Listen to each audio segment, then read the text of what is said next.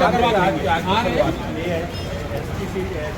वाले ने हमने दिया है, इसको भी खुलवाना है आज साइड वाला हम नहीं कर पाएंगे सर, एक आध घंटे नहीं कर पाएंगे ना, वहाँ से नाली को यहाँ बैठे पीछे क्यों नहीं बैठे हो?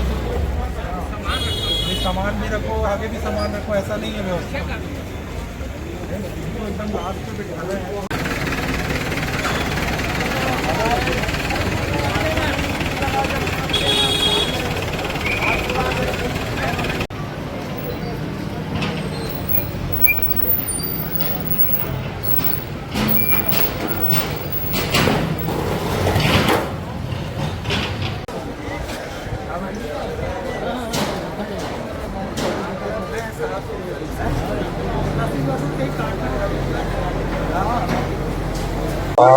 शहर में पिछले एक सप्ताह से यातायात व्यवस्थित करने के लिए जो अतिक्रमित क्षेत्र है उसको सफाई का काम चल रहा है।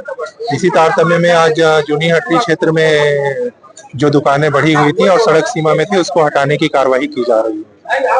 और जो पिछले दिनों में हमने और अतिक्रमण हटाने की कार्रवाई की गई थी, आज उसका भी हमारी टीम ने पूरा विजिट किया है और जो वहाँ पे भी सामान फिर से रखे थे उनकी जब्ती भी की गई है और जो ये आगाह भी किया गया है कि अगली बार आपकी दुकान का लाइसेंस भी निरस्त कर दिया गया है।